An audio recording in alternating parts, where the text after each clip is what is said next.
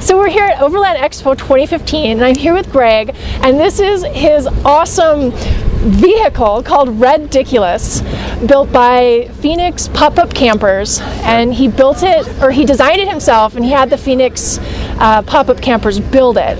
And this thing's just amazing. Greg, do you want to tell us a little bit about it? Sure.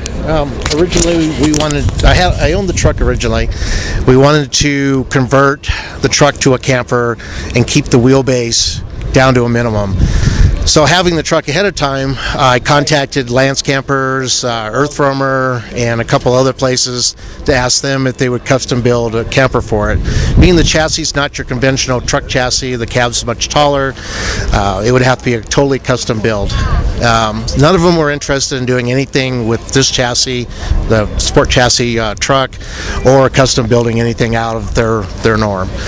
So eventually I kept hearing about this place, which I thought was in Phoenix originally, and because of the name. Right. And I live in Phoenix, so I contacted them. They had a Jeep they had converted. I was really happy with the quality and how everything looked, and I told them basically what my vision was, and I kind of sketched out a few things. I wanted not a straight flat box on the back of the truck. I wanted it to follow the contours. I wanted to use the latest technology in insulation and fiberboard, carbon fiber, keep it light, and no wood then, right? No wood. Everything inside's aluminum. It's all aluminum framed so that we can get any of the flexing, and that wood, tends to pop and crack over a period of time if you go down rough roads.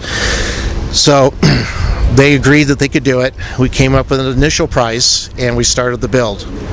And then as time went on, I started watching shows on TV about extreme RVs. I got this idea. We did this change. We went, changed the couch around. We changed the materials. We changed the flooring.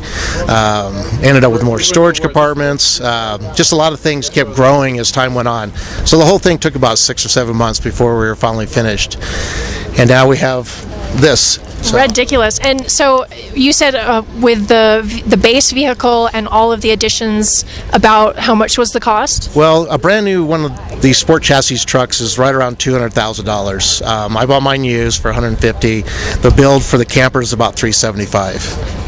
So that's, about $500,000, and you can buy these fancy RVs for even more than that, and this thing's crazy. So I see that it's got these slide outs, which are just awesome. Not only that, but it's got that, can you tell us about the pop-up with the hard sides? We wanted it to be very quiet inside. All the windows are double pane and thermal insulated. We wanted to have as much height as we could above the bed, a full queen size bed. The bedroom is very open and airy. We've got an electric hatch that opens. You can access the roof that way. There's the entire roof's lined with solar panels, but you can walk on them and you can put your chairs out. There's 2 bimini tops that fold up. Wow. If you want to go to a NASCAR race, you could. You're literally, you're almost 20 feet in the air, and you can see out over the tracks. So, all that worked out really well for what we wanted. It's very quiet inside. When you close everything down, you can't hear anything hardly. And once you get it heated, it stays really comfortable. Wow. So it takes also the super cold temperatures then too, pretty well? Right. Okay. Well, can we have a look? Yeah, absolutely. Awesome. So this is a 2010 Freightliner 2.5-ton truck.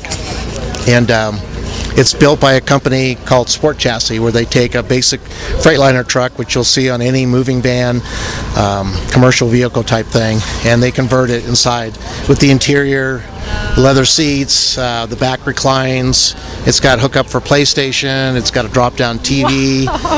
It's got air ride seats up front. It's got a full, huge sound system inside with full cal speakers. And wow. So you said the back can fold down. Does that mean that it can sleep more people? Right. Okay, so you can sleep probably 2 people in the back, right, and then like 1 or 2. I've slept back there before on long trips before I had the camper. Oh yeah, like while you're driving. So yeah, you just pull over and crawl in the back. So wow, and you said this is better gas mileage than an RV. It averages right now about 9 miles to the gallon with the camper. I was getting about 11 to 12 before. It was just set up like a pickup truck. Okay. And we've added probably 3,500 pounds with the camper, so it decreased it a little bit. But it's got the Cummins 8.2 liter, which is a really efficient diesel, the 330 horse, and the Allison 6-speed trans. This is amazing. This is so custom and incredible and beautiful, and you can see it's got like the dark interior with the really red highlights. Wow. Everything inside's all aluminum. The walls are all composites. We've got our shower and our bathroom combination in here. It has an instant on hot water heater, so as soon as you turn it to hot, it's hot. So is it it's electric hot water heater? It's gas. Oh, gas. Okay. Yes. Propane? Yes. Okay. We have the microwave convection oven, refrigerator. We got a full surround sound HD TV system. We've got a full cal custom stereo system with a subwoofer built in. Everything's tucked away and hidden. The sound quality is really good, and we got the coffee maker that's red too. So. Nice, man! And look at the depth of those counters, and then this whole booth area slides out. Wow, a lot of ultra leather upholstery. There's cabinets underneath. And everything. It's a cloud memory foam Tempur-Pedic mattress, which was really, according to Rob, really fun to get up in there. And yeah. They had a hard time. You're not going to be taking it out anytime soon. Wow, We got air conditioning and heat. And, now, is the air conditioning and the heat on electric? They run off of it. Well, the heat actually is it's a gas heater. It's like a fireplace. There's a flame and everything there. Wow. And it works really well. It heats up this whole place in no time.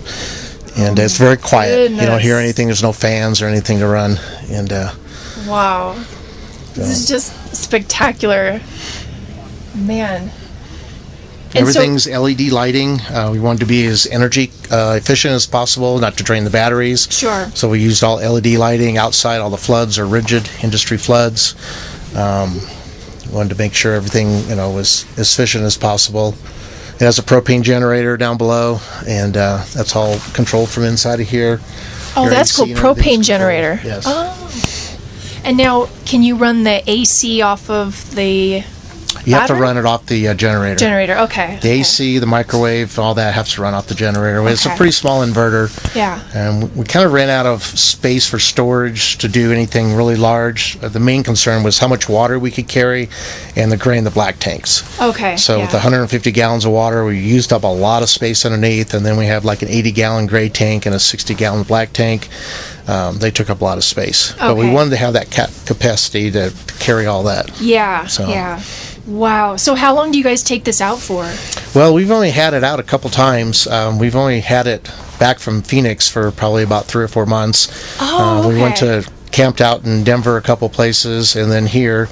But we're getting ready to take off this summer. We have plans to go through Denver, not to California, camp on the beach. A lot of places that I know about are dry camping, so there's no hookups. So that was another reason we wanted to make sure we're, self-sufficient. Yeah. Well, what a great thing to have in place. I mean, it's just beautiful, and I really thank you. appreciate you welcoming us in and Sure. letting us take a look. It's just fantastic. So thank you so much, Okay. and good luck at the expo, and happy journeys. Well, thank you.